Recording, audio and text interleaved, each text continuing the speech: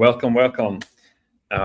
Hopefully I pressed the right button and everything is visible on both on LinkedIn and on YouTube. Yeah, welcome everyone. We are here to talk about right-time data pipelines for Snowflake. And let me just verify that everything works, and then we can jump straight into it. Cool, looks all good. So, welcome everyone. My name is Dani, and I'm joined by Zulf, Estuary's head of sales engineering, and I'm very excited to kick off this edition of Estuary 101, where we are going to talk about building right-time data pipelines for Snowflake. Not just real-time or batch, but right time. Both batch and real-time are great, but it's not always what a business actually needs. So the goal is, with right time, to control over when and how your data moves. Today in this session, we'll cover problems with traditional pipelines, what right time actually means in a bit more detail, how Estuary approaches it, and we are going to see an amazing demo by Zulf using Estuary and Snowflake to make it a bit more concrete. So I only have a few slides, and then we'll actually go into the practical stuff, the more interesting stuff, so stay tuned. We are going to talk about a little bit about Estuary, the platform itself, and then finally the live demo. So to not bore you all with more slides, yeah, let's look at the architecture of a traditional modern data stack. So, as most of you are data engineers or data practitioners, you have probably seen a similar architecture diagram in your career. You have multiple sources, databases, files, SAS tools, and different ingestion methods for all of these traditional ETL, ELT, CDC tools, even custom scripts in some cases. And all of this lives in separate cloud platforms, and you slap on various transformation layers as well. And at the tail end, you have different systems for dashboards, AI, and data science. So the result of all of this is a very complex batch ELT jobs, fragile CDC processes, custom glue code everywhere, and in general, a high operational overhead. But probably most importantly, you don't have any control over the timing of your data integration. You either choose slow batch or you over-engineer and go for streaming, which you might not need. So to solve these challenges, I'd like to talk just a few words about how Estuary approaches this domain. So Estuary unifies streaming and batch into one platform. It includes native real-time CDC, declarative pipelines, so it's all configuration-based, and you don't have to write your custom code. It guarantees exactly once delivery and fault tolerance as well built into the platform. It supports hybrid deployments with private data planes for the strictest enterprise requirements, and also an increasingly broad connectivity. You are able to connect hundreds of data sources to dozens of destinations. Your most popular operational databases, SAS tools like Salesforce, HubSpot, and move the data in real time or in batch into Snowflake, Redshift, or Iceberg as well. In addition to these, of course, performance matters. Estuary supports sub 100 millisecond latency with high throughput, and all with enterprise-grade uptime. So the idea is that you simplify the stack, reduce the moving parts, and thus increase control. So we're going to learn how it actually achieves that. And just to say a few words about Estuary, for those who might not know the company, it was built by the team behind Gazette, which is the open source streaming framework that powers the actual platform. Engineers who have deep roots in distributed systems and large-scale streaming worked on the product in its initial days, and throughout the years, it became a full-fledged data integration platform that today supports those hundreds of data sources that I mentioned, and also in-flight transformations in SQL or in Python. And the use cases range from simple analytical data movement to real-time AI as well.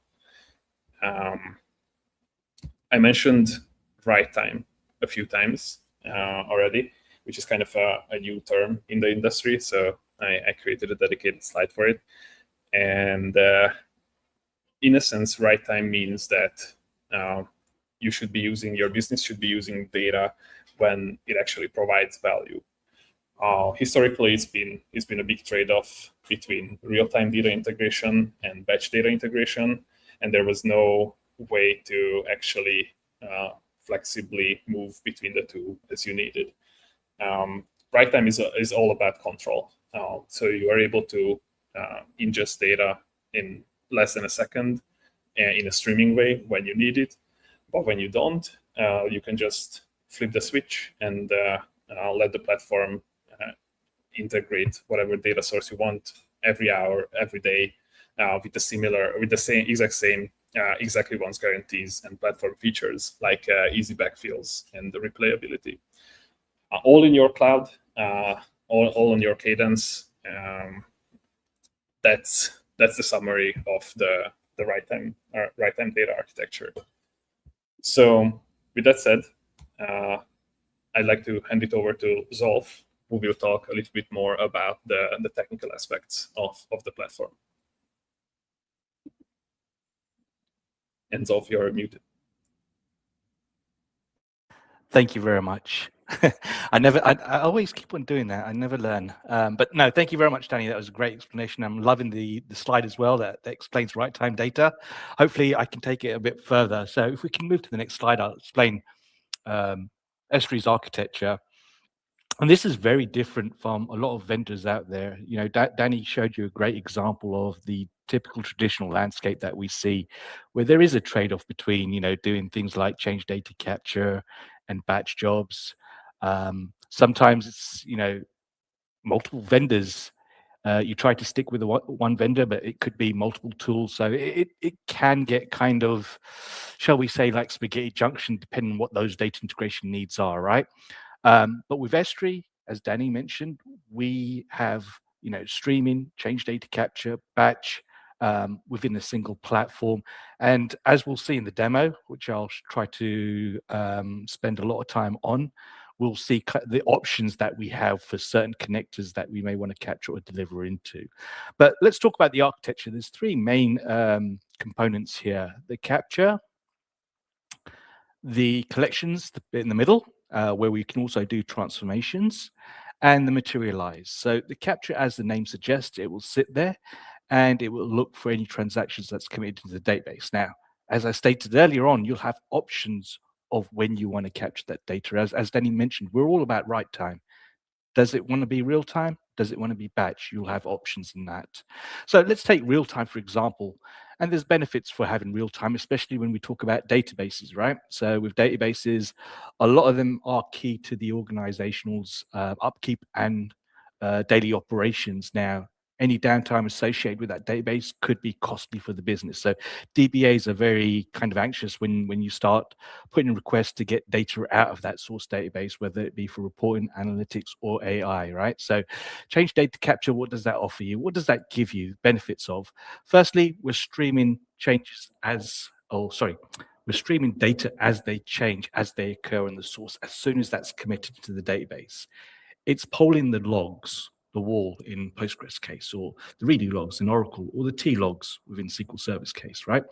So that's also non-intrusive to the source database because we're not actually going into the database to take change data. We may do it for the historical data that we want to move across, but that's optional. But for change data, we go straight into the log. So it's very non-intrusive on the source itself.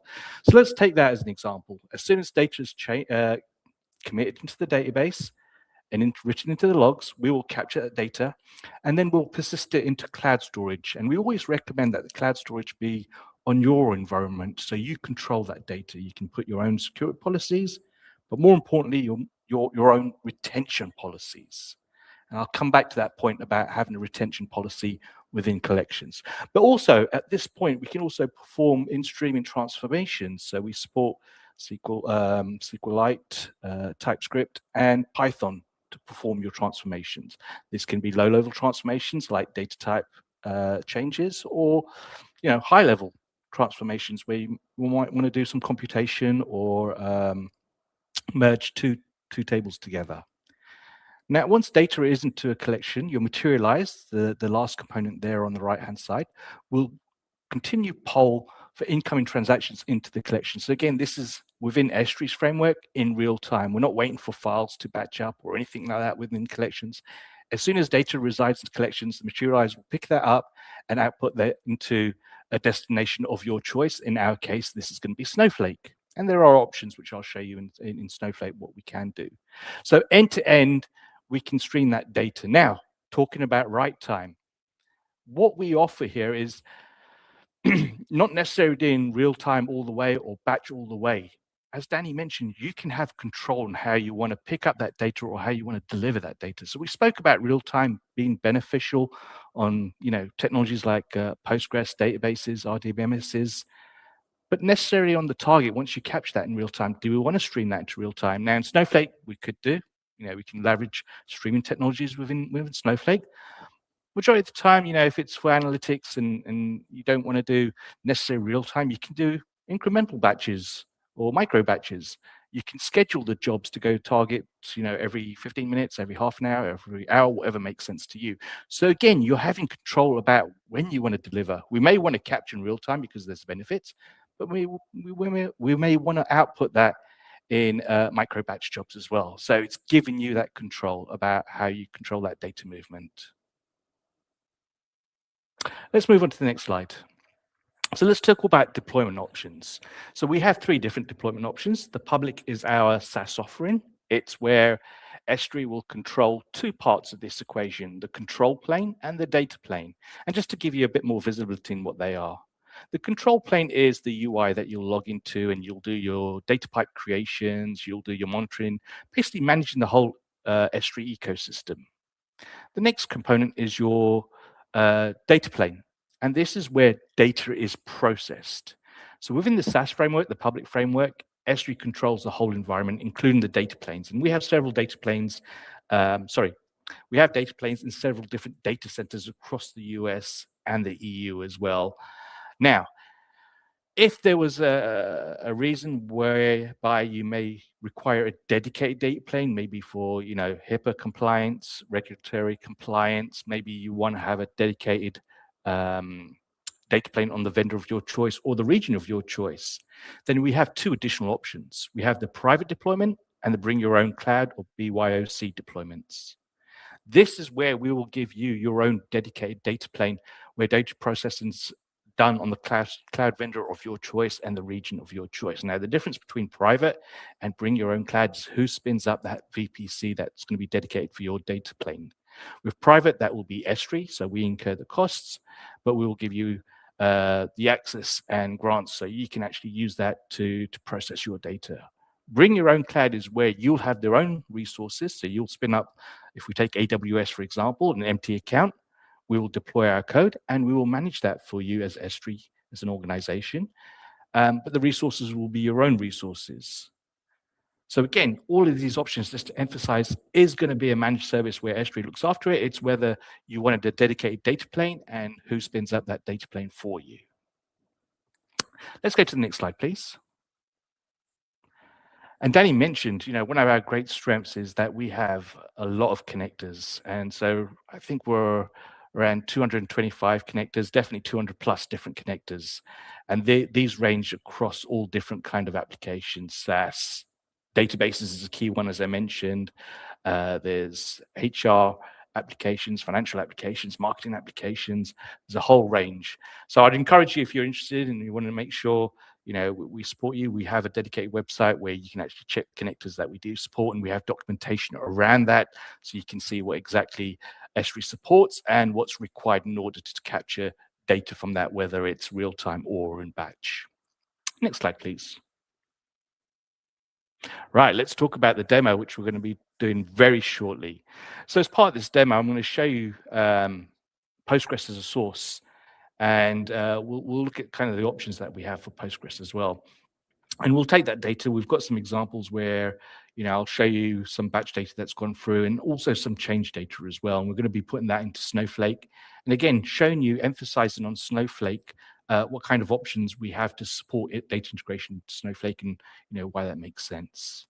So without further ado, Danny, if you can stop sharing, I'll share my screen. Thank you very much. Right, share screen. Let's do, there we go. Okay, hopefully I am sharing. I can't see anything, so Danny, if I'm not, just unmute and just let me know. But I'll continue as if everything's okay. So what we have here is a Postgres source. I've just got a quick movies table. There's some existing data in there, and I'll show you, some examples of the bulk load and change data as well. I've also got a script, just a short script, just to show you some changes going through, right? And insert, update, delete as well. So this is kind of the base of my source. Now let's go and show you what Estuary looks like. So as I mentioned, there is a UI where you log in and you'll be introduced into your welcome screen. So from here at a high level, if you've got Estuary up and running, you'll get some high level activity about your active data pipelines, both from a source and a destination. As I mentioned earlier on the architecture slide, we have this decoupled architecture where we've got the capture that loads into collections, and then the materialize will look at incoming collections, data into collections, and output that into Snowflake. Now, what I should have mentioned actually that I did bypass is what's the benefit of having this decoupled architecture as well, right? Now, usually with other platforms, when you have requirements to add new destinations, you have to create a whole new pipeline to capture that data again from the source. As mentioned with Estuary, because we've got this decoupled architecture, we can capture that data once and we can spin to multiple targets downstream. So that's also not only efficient from a technology point of view, from your source infrastructure point of view, that we capture that data once. We also, from a cost perspective, only charge you that once from a capture point of view, and you can use that data multiple times downstream, right? So you might have a requirement a few months down the line where we're putting data into Snowflake and you say, right, we want to use Iceberg as well to create some ad hoc reports. With the retention policy that I mentioned earlier on in collections, if you have a long enough retention policy and the data resides in there, you don't have to capture that data again from the source. So you can spin up a new materialization, a new target, and just replay data from your existing collection. So again, it's saving you a lot of overhead from your source infrastructure, unlike other tools out there that would require you to spin up a new capture job. So that's double the load that's going into your source. There's no need to do that within Estuary. You can actually pick up that data from your existing collections that's in your own cloud storage and apply it to a new target as well. So this welcome screen. So let's go and look at sources. And you'll see here that I have some examples, but the first time you actually play about with Estuary, you'll need to start a new capture job or create a new capture job. And if I type in Postgres in here, it's just to give you certain examples of, the different flavors of Postgres that we support. But more importantly, it's around the theme of having that right time data. Do we want to capture that data in real time, or are we okay doing this in batches? So you have options in here, and you'll notice that the recommendation we always put is real time, and that's because, as I mentioned earlier on, it's non-invasive on the source, so it's a lot more efficient to capture that data, especially when you're streaming that live in near real time. So we do have this option for real time and batch. So let's take real time as an example. What do we need to do to kick off this capture job? So first of all, we'll give this a naming convention. Now, the whole configuration is done around tenant names. So when you sign up for an account, the first thing you'll be asked is to create an organization name, which is our tenant. Anything that we create under that configuration will be stored under that tenant name. So mine, for example, is Zulf-demo. Now, when creating a capture, you can give this any naming convention. We'll look at this a bit later on when we've actually created this capture job, what's actually outputted. But more importantly, come back to the data planes. Now, I'm using the SaaS version. So here's the data planes that's available to me in specific cloud vendors and cloud regions as well. Now, we're always adding to this, so this is going to expand as time goes on. But if there's, for whatever reason, that you require dedicated data plane based on the cloud vendor and region of your choice, and whether you have resources to spin that up, we can actually go down the route of private or bring your own cloud as well. And that will also show up when that's been set up in this list as well. And then from that point onwards, it's just a matter of filling in the details to connect that specific data point that you want to capture data from. Now, for Postgres purposes, we're going to have a dedicated a database user that's required for replication. We always recommend that you create a dedicated user for this purpose instead of reusing existing users itself. And there's certain privileges that you must satisfy in order to do change data capture from those sources. And each platform will have their own requirements. So, Oracle, for example, you'll have things like supplemental login. With Postgres, you'll need to set up well, actually, it goes through here that, wall level that needs to be logical, for example, and then you need to create a role with replication attributes. So each source will have their own requirements. SaaS applications as well will have their own requirements as well. And the great thing is you've got this documentation, not only in our website, but also within the UI that will, walk you step by step on what needs to be configured and how to set that up. One thing I want to pay close attention to, we've got this capability called history mode. Now, by default, we're a SaaS application. We want to save you cost as well. So when we take data from the source, we take the latest copy. And what do I mean by that? With history mode, what would happen by default with history mode is if we had a transaction that had 5 updates to the same primary key existing record, what Estuary would do by default is only take the 5th update because that's the latest image of your source database. We won't concern ourselves with the rest of the previous updates. However, for certain reasons downstream, you may want those transactions. You may be doing slowly changing dimension type 2 kind of operations where you want to create a history or audit table downstream. So for that reason, you may want to capture all 5 updates. So history mode will enable you to do that. By default, we don't. Like I said, we want to save you cost as you move data through, so we only take the latest image of your source infrastructure. So that's that one option there. And then there's also advanced options in here, and this will be specific to each technology. So if I just go back to my sources, and let's just look at one that I've got one created already, and just show you what that looks like. So once I've put in my configuration, I go to next. I've actually got history mode enabled. But what we also have is not only DML, but DDL, or schema evolution, as we call it in Estuary. So anything structurally from a table point of view, if new columns are added, if data types are changed, we will capture that by default because schema evolution is enabled here by default. Now, these are toggles, so you can switch them off if you're not concerned about this, but we also do capture DDL changes as well as DML in Postgres case. And then based on the user privileges, we'll have access to the source that we can actually peer into and take data out of. So here we have that movies table that I've got. And once you're done with that, we'll go ahead, click save and publish. And once it's published, it's actually going to do, for the first time when we run this, it's actually going to do a backfill. So that's the historical data that we have currently in that database. We're going to move that across. And once we're done, we're going to switch over to CDC, and any new changes that occurs, we're going to propagate that across.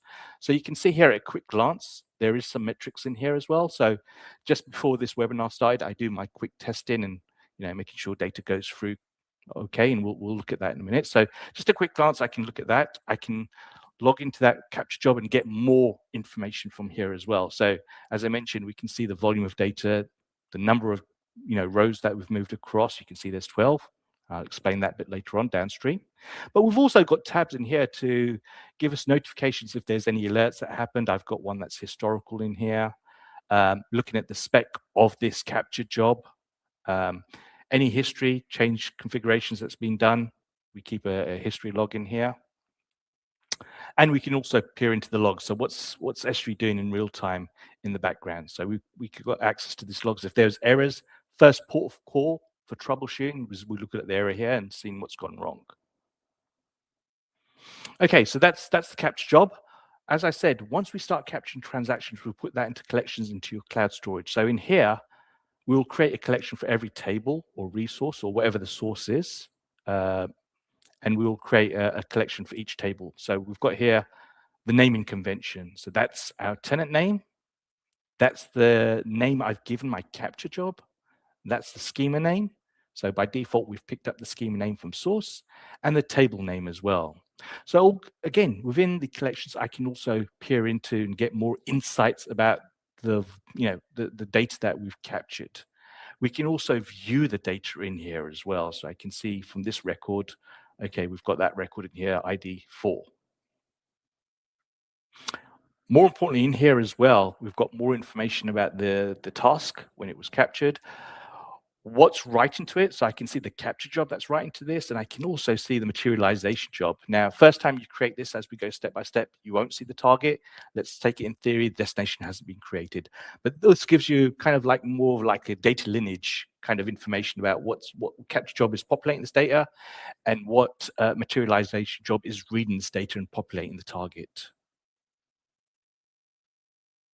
Now, destinations, first time, you'd like the capture job, you create new, you type in the technology of choice, and again, we'll create a new materialization job. Now, I'm going to skip that part for creating a new one. We've gone through that, but I'll show you this particular capture job that's already gone ahead and created.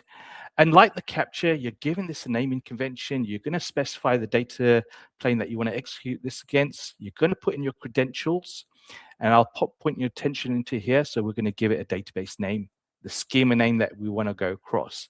Now, you'll remember from the capture job in Postgres, the schema was public. And I'll come back to that as well. So what I want to do in my case is typically we can do a lift and shift where we do like for like, right? So maybe on the target, you want to have a public schema. You want to mirror exactly what the source looks like. In my case, I want a different schema name. And Estuary does all the hard work for me. So as well as moving that existing data, Estuary is also going to create the target table structures for me based on the information I put in here. So it's going to be under schema demo _SC, and then it will populate the data in that table itself. Now, we spoke about history mode. I also want to talk about how we can deliver that data into Snowflake as well. So by default, what Estuary is going to do is we're going to do a soft delete. Now, for those of you that don't know what soft delete is, let me just explain that very quickly. So we will perform inserts and updates as they are.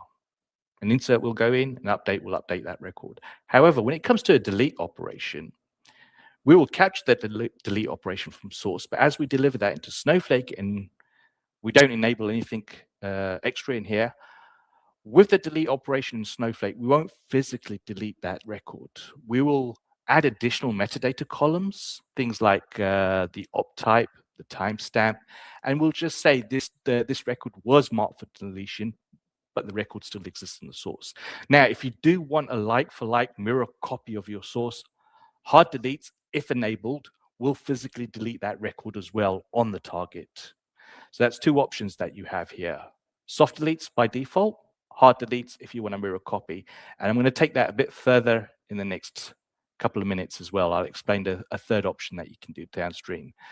But once you've entered your credential information as well, there are additional options here. So I mentioned about right-time data, and Dani also emphasized about that. We may be capturing in real time because it's advantageous to do change data capture. However, for Snowflake, depending on our requirements, data load, how we want to present that data, we may not want to do this real time. So we can actually put in, sync frequencies in here. We can say run it every 30 seconds, 5 minutes. You can actually put a threshold in there that makes sense to you. As well as doing it from a syncing schedule, you can also control, the time zone that you want to set, the start and end times. So you may want to do this during off-peak hours after work. So you may want to set this like, for example, 1600. And then stop this, I don't know, maybe in the mornings, for example. So you can actually control when that data gets executed into the target itself. And frequency days, you may want to say this, just do this Mondays to Fridays, for example. So you have total control on how you wish to present that data into Snowflake itself.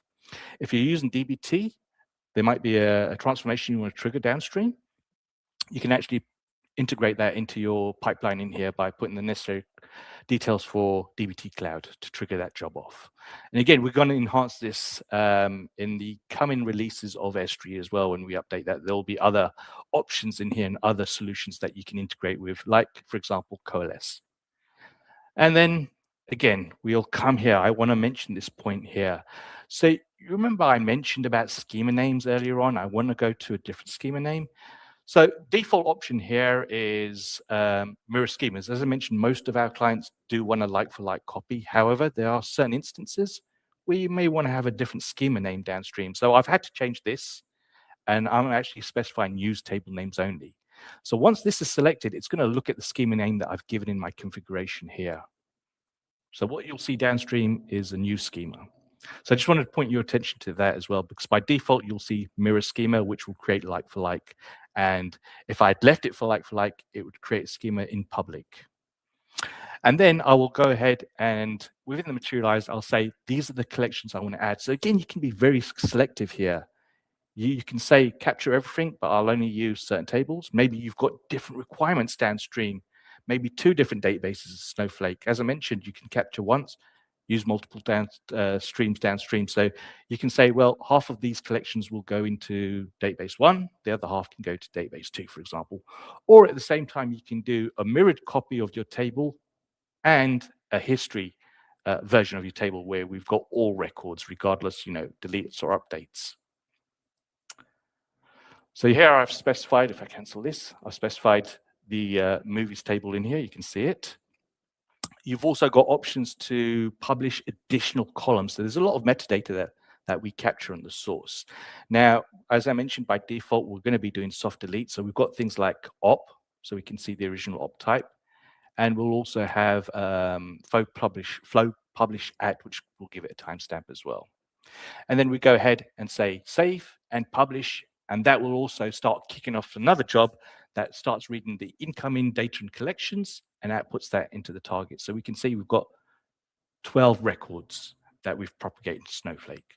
So when we do go to Snowflake, and we'll come back here, you can see Estuary's done all the hard work for me. So we've created the movies table under demo SC.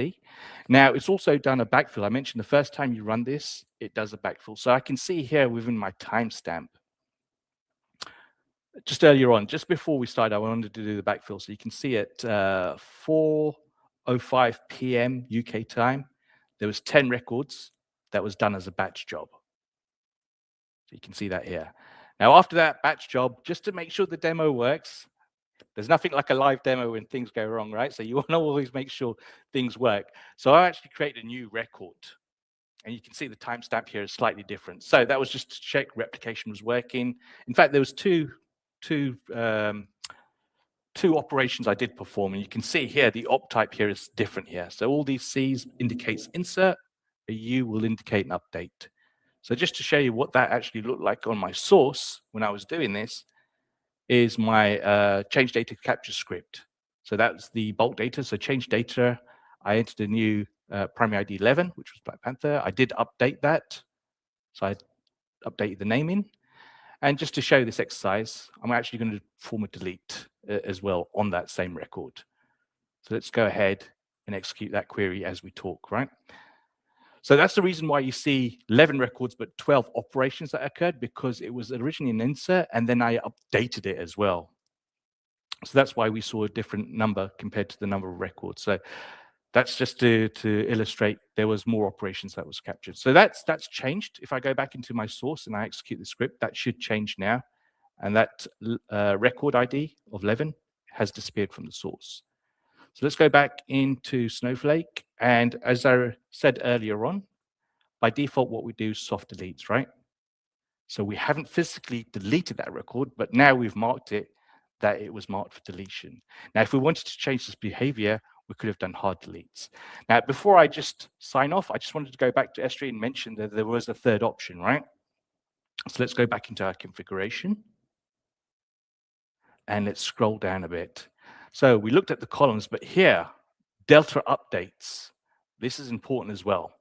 So what Delta updates does is if this is enabled, we can create our slowly changing dimension type to structure downstream. This is where you may want to create an audit or history table where, for every single transaction that we capture, we put this downstream as an insert. So even if it was an update, we convert that into an insert.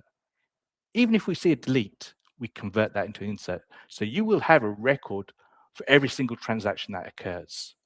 And when that's enabled, that's what Delta Update does, but also within Snowflake, it enables Snowpipe streaming as well. So if you're looking to stream data into Snowflake and utilize Snowpipe streaming, Delta Updates is the option that enables that. But just also keep in mind that Delta Updates also initiates a record for every single transaction as well. So hopefully this gives you a great overview of Estuary. You can see how easy it was to set up a configuration. It was a two-part process. You spin up your capture. First time you run it, it does a backfill. It takes the initial load, and then it starts switching to CDC. So as changes occur, we'll propagate that across into collections. Also, let me just go into collections and show you that there is a capability to do transformations in here as well. So I've done, like for like, I've done the E and the L. I haven't done a T in here, but we can do if we wish. You won't see Python in here just yet. It's going to be, it's one of our newest features, but it will be in our UI very soon as well. But Python is also supported.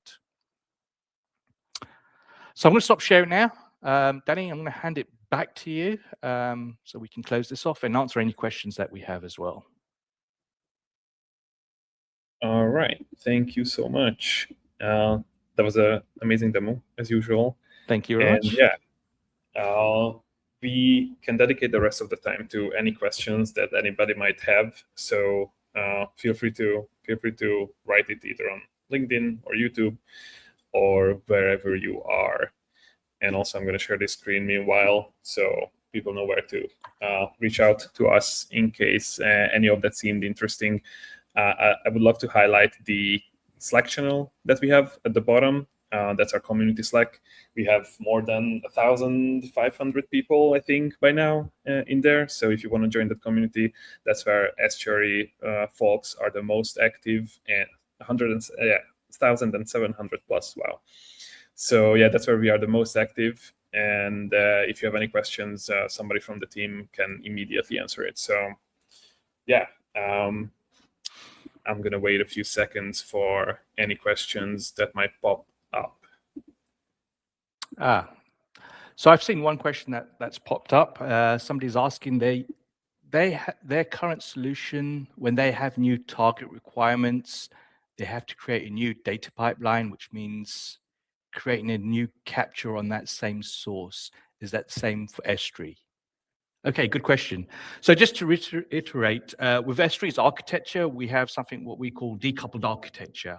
So the materialize is independent of the capture job, which gives us loads of benefits. And one of them is this use case. So I showed you capturing data from Postgres, putting that into Snowflake. In my collections, I can put a retention policy that I see fit that makes sense. With cloud storage, because it's cheap, I can put something like 1 year. Now, if I wanted to spin up a new target, just say Iceberg, I wanted to also simultaneously replicate into Iceberg as well as Snowflake. Within Estuary, I will just create a new materialization job, and I'll point it to the same collections that I'm using for Snowflake and just say replay all those transactions and put this into Iceberg. So we are capturing that data once. And again, the benefits of that from a technology point of view is that you've only got one capture job that's reading from your source infrastructure. And for those of you that look after databases, you know how key that will be to put less friction on that source. But so that's one capture, but we can use that multiple times. So we do one-to-many replication. So hopefully that answers your question. If you would like more details, feel free to ping, or Dani's mentioned that there's easy ways to contact us. We would love to talk to you in person and explain that in a bit more. But yes, capture once, use multiple times downstream. Awesome.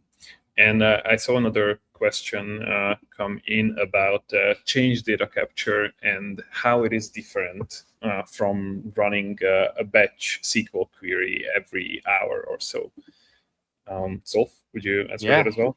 Sure, and feel free to step in if I miss anything. But when you're using batch queries, that's very intrusive on your source database. And again, It is intrusive, but also how intrusive can that be is dependent on the amount of data that's changed over time. So typically you'd use something like a timestamp column to reference what's changed between two different periods. So that's the first thing. If you don't have that, you have to make changes to the database and you have to put a timestamp column in there. Now, again, when you do a select star and you use a where clause and you're checking, check what's changed between these time differences, we have to go into the database, do that query, and then pick up the data and move that across. And again, that's very intensive work, especially if that source database is critical to your organizational needs. What CDC does is completely different. It doesn't go to the database to do changes or change data capture. We peer into the database's logs. In Postgres' case, it's the wall. As I mentioned, various different databases will call their logs something.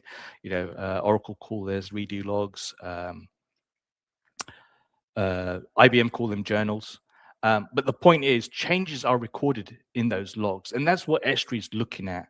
We're going to go into those logs, and we're going to look for changes. So when we talk about overhead, we're talking about single digits of reading that data from the logs itself.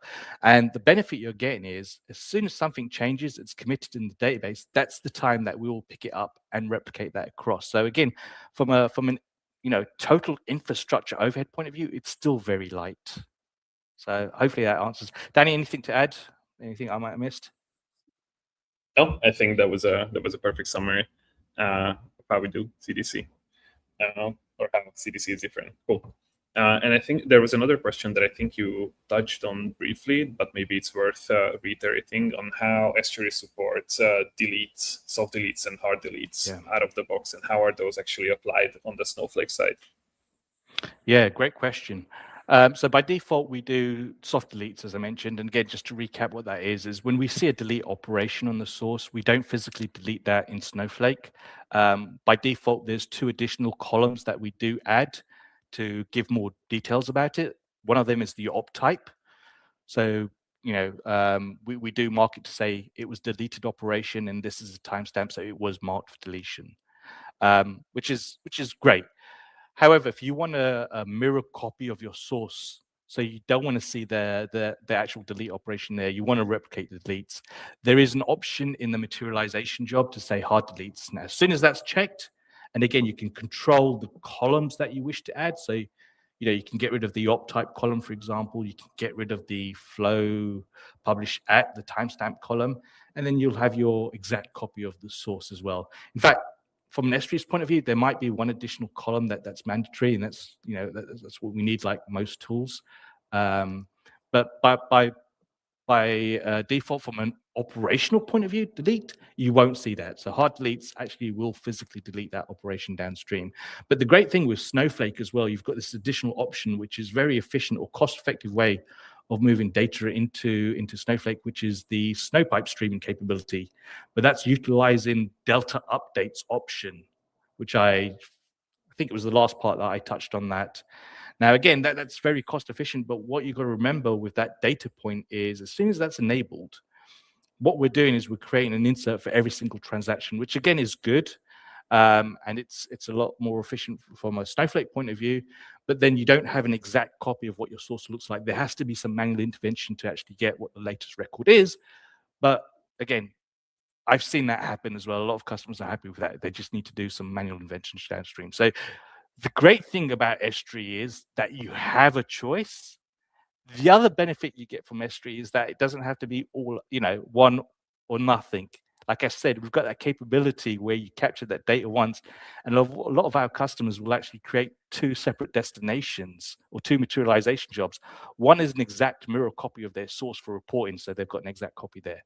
But they'll also have another materialization job where they do enable Delta updates, so they've got a historical copy as well.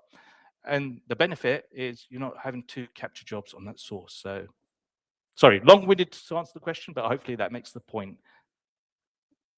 Thank you so much. Yeah, I think that's the technical depth that people are looking for. So appreciate it. You have another question that I'll actually put on the screen here. So if you have transactions every minute from 7 a.m. to 10 p.m., and I set real time, the cost of Snowflake is too expensive, isn't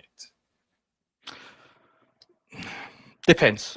not necessarily. Like I said, we've got that Snowpipe streaming, which is very cost effective on Snowflake. But if you're using merge queries, again, it depends on the data that you're moving. But yes, it can be theoretically. But that's when we start controlling how you want to deliver that data. As I mentioned, real time doesn't support all use cases. Dani mentioned that as well. But where it makes sense in the source, especially databases, to use change data capture, absolutely. But not necessarily downstream with technologies like Snowflake, especially if we're using merge statements and it's a lot of data, you may want to do that incrementally, maybe every half an hour, for example. So there are ways of reducing that cost. It all depends on your use case, the amount of data that you're pushing through, and what makes sense for your requirements downstream as well. Yeah, and to add on to that a little bit, if you need that data in real time and you still want to minimize your cost as much as possible, then yeah, Snowpipe streaming is definitely worth looking into. Delta updates is definitely worth looking into so that you don't have to pay for the extra merge queries on the Snowflake side. But if you want to go even further, you can explore things like ingesting data into Iceberg and reading it from Snowflake, which we've seen customers or a few users use as a way of cost optimization. So yeah, there's a few things you can do, definitely. That's a good point. Great point, Dani. Cool. Those are all the questions so far, at least. If anybody has any more curveballs, then now is the time. If you can answer questions about Estuary, about change data capture, data ingestion for Snowflake, there's a lot of good topics. But if there's nothing, then it looks like we are done for the day. And I'm going to wait just a few more seconds because there's always that one question that comes in when I'm saying goodbye and wrapping up, and I'm like, no, I should have answered it. So I'm trying to spare ourselves from that, but yeah, we can spare a few more minutes. All right. Looks like everybody's questions are answered, so it is safe to close off the shop for today. Thank you so much, Zulf, for joining and doing the demo and answering all these questions. And thank you, everyone, for watching, and see you next time. Thank you, Dani. Thanks for setting this up. Great session. All right. Take care. Bye-bye. Thanks. Bye-bye.